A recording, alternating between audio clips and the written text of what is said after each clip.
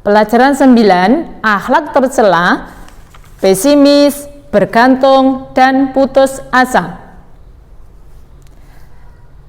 Assalamualaikum warahmatullahi wabarakatuh. Hei anak-anakku, selamat pagi semuanya. Kelas 5A, B, C, dan D. Gimana kabar kalian pagi hari ini? Semoga kalian semua di rumah bersama keluarga tetap sehat dan dalam lindungan Allah Subhanahu wa Ta'ala, dan tak lupa tetap semangat dalam belajar. Amin. Alhamdulillah anakku, pagi ini kita bertemu lagi dengan Bu Qoyim, yaitu di mata pelajaran akidah akhlak. Sebelum kita mulai, marilah kita berdoa, yaitu membaca basmalah terlebih dahulu. Ayo bersama-sama. Bismillahirrahmanirrahim. Siapkan buku kalian nak ya, bukunya masih ini, yaitu akidah akhlak, masih kelas 5 ya. Oke, kalian buka yaitu halaman 114. Siapkan juga alat tulisnya. Kita akan belajar yaitu akhlak tercela, yaitu babnya yaitu pelajaran 9, pesimis, bergantung, dan putus asa. Nah, kita simak bersama-sama nak ya. Oke. Di halaman 113 kita akan membahas yang pertama yaitu pesimis. Pengertian dari pesimis adalah perasaan tidak yakin bahwa dirinya dapat melakukan sesuatu. Jadi, dalam diri seseorang yang memiliki sifat pesimis selalu ada keraguan-keraguan dan merasa tidak yakin akan kemampuannya diri sendiri. Jadi, orang yang memiliki sifat pesimis itu sulit untuk maju karena ia tidak berani menanggung resiko sebelum melakukan sesuatu. Orang yang pesimis akan berpikir tentang kegagalannya lebih dahulu. Mungkin kalian pernah ya nak ya? Ya, sebuah contoh, misalkan kalian sudah belajar ya, mau ada lomba, sudah belajar, sudah latihan, tapi di dalam hati kalian pesimis, nanti saya kalau kalah gimana? Nah, jadi itu dibuang jauh-jauh. Kalau sudah latihan, sudah belajar, semangat, aku harus menang, aku harus bisa. Bisa ya? Nah, nanti kalau dengan keraguan-keraguan kalian nanti, itu malah akan menjatuhkan nilai kalian. Pokok kalau sudah belajar, sudah latihan, ayo kita maju biar mendapatkan hasil yang bagus. Nah, sekarang kalian buka, kita berlanjut ke halaman 114. Di situ ada hal-hal yang dapat kita lakukan agar terhindar dari sifat pesimis. Yang pertama, banyak bergaul dengan orang lain, terutama orang-orang yang berprestasi. Ya, jadi kalian karena mungkin ini kalian masih pandemi nak ya, masih di rumah, mungkin bergaulnya masih dibatasi ya. Ya, nanti ketika kita sudah mudah-mudahan pandemi segera hilang, kita bisa bergaul lagi dengan teman, dengan tetangga. Nah, pilihlah teman yang berprestasi. Kalian bisa bersama-sama untuk mendapatkan hasil yang baik. Yang kedua, sifatnya yaitu menambah pengetahuan, yaitu dengan cara belajar giat dan banyak membaca buku. Jadi untuk menghilangkan keraguan-keraguan agar kalian bisa pede, nah kalian harus sering belajar. Yang ketiga, mengingat bahwa Allah itu menyukai hamba-hambanya yang optimis. Jadi lawannya pesimis itu adalah optimis. Sebaliknya, membenci orang-orang yang memiliki sifat pesimis. Jadi kalian harus optimis selalu. Sudah belajar, sudah latihan, kita harus optimis, serahkan semuanya kepada Allah. Insya Allah akan memberi hasil yang maksimal, hasil yang terbaik. Yang keempat, menanamkan dalam diri sendiri bahwa setiap orang itu memiliki kelebihan dan kekurangan. Jadi manusia itu tidak ada yang sempurna, ya. Pasti semua orang ada lebih dan ada kurangnya. Jadi kalian tetap semangat dalam belajar ya. Terus sifat Akhlak tercela yang kedua yaitu bergantung. Nah, yaitu bergantung berarti tidak mandiri. Jadi bergantung artinya tidak mandiri. Orang yang tidak mandiri itu senantiasa bergantung kepada orang lain. Misalnya, orang yang malas pasti akan bergantung kepada orang yang selalu Selalu orang yang malas itu akan bergantung kepada buku catatan. Mungkin ketika kalian ulangan dulu sebelum pandemi ya, mungkin masih kelas 4 awal, ketika ulangan karena kamu malas belajar, akhirnya bergantung kepada buku ya. Ulangan lihat buku, ulangan nyontek teman, itu adalah akhlak yang tercela. Ada lagi yang bergantung, mungkin kalian memiliki pembantu di rumah. Ya, ada mau ambil apa? Mbak, ada mau apa? Bi, semuanya bi, Mbak. Nah, jadi kalian walaupun punya pembantu, usahakan kalian juga harus mandiri, kerjakan sendiri ya. Habis makan juga dikorahi sendiri. Nah, terus ada lagi contohnya, mungkin yang banyak uang, mungkin anaknya orang kaya ya, apa-apa bisa dibayar dengan uang, akhirnya dia bergantung dengan uang, dikit-dikit bayar orang, dikit-dikit ngupahi orang. Nah, walaupun kita uangnya banyak ya, maupun kalian uangnya banyak, usahakan kalian jangan bergantung kepada orang lain, berusaha untuk tidak malas ya. Nah, kalian lagi kita lanjut ke halaman 115. Enak ya? Di situ sifat bergantung itu akan membawa banyak kerugian pada diri kita.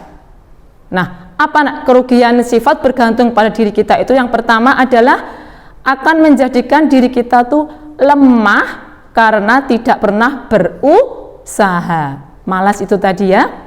Terus kerugian yang kedua, akan diremehkan orang lain karena kita dianggap tidak punya harga diri. Selalu menggantungkan orang lain, akhirnya kita tidak punya harga diri.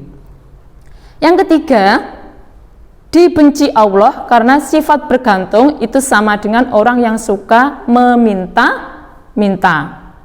Dikit-dikit minta, dikit-dikit minta. Nah, itu adalah dibenci oleh Allah.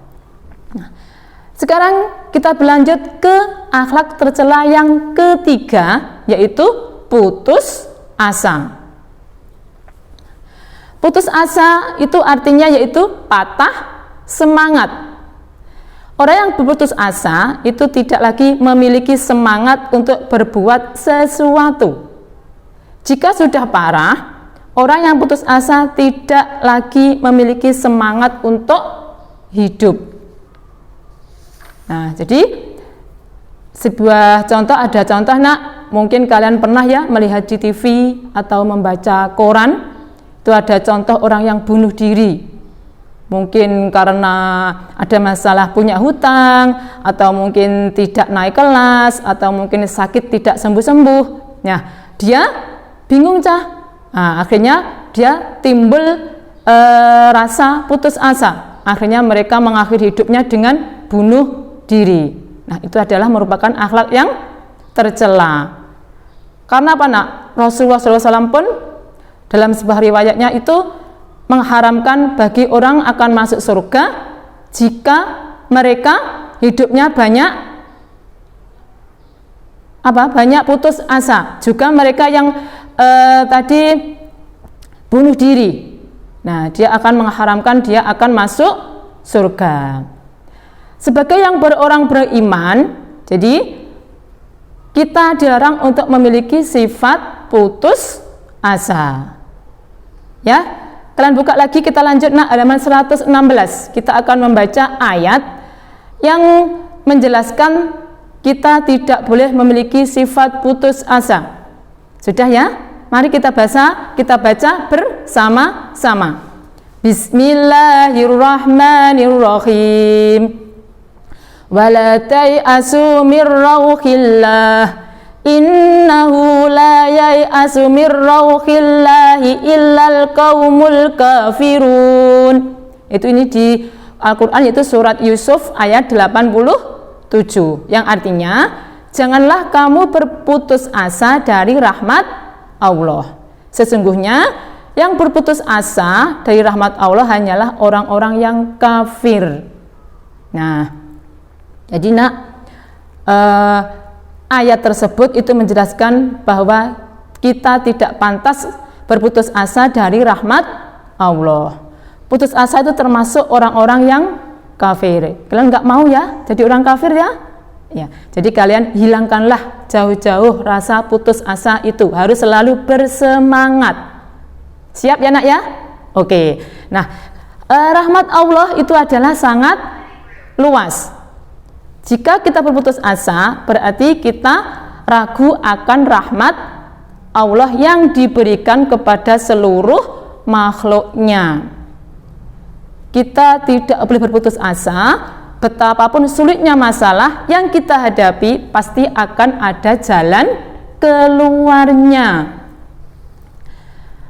Rasa putus asa bisa timbul karena banyak sebab. Mungkin nilainya ulangan jelek, tidak naik kelas, atau tidak punya uang, atau dimarahi orang tua. Jadi kalian jika punya itu, kalian bersabarlah, selalu berdoa ya, agar dijauhkan dari sifat putus asa. Doanya bagaimana nak? Nah, di buku kalian sudah ada. Kalian kita lanjut ke halaman 117. Sudah temu nggih? Nah, kita baca ya, doa agar kita terhindar dari rasa putus asa. Kita baca bersama-sama. Bismillahirrahmanirrahim. Allahumma ufirli warhamni wa alhiqni birrahiqil a'la. Yang artinya, ya Allah, ampunilah aku, sayangilah aku, dan kumpulkanlah aku bersama orang-orang yang terdahulu. Nah, doa itu kalian hafalkan nak ya, agar kalian selalu terhindar dari rasa putus asa. Nah, adapun cara untuk terhindar dari putus asa itu diantara yang pertama yaitu berdoa terus-menerus setiap hari setelah sholat fardu atau sholat sunnah. Jadi kalian baca doa tadi nak. Kalau kita sholat sehari semalam 5 kali, berarti sudah membaca doanya 5 kali, belum sholat sunnahnya ya. Nah, apabila rasa putus asa itu menghantui diri kita, mintalah kepada Allah Subhanahu wa Ta'ala untuk menghilangkan rasa putus asa itu.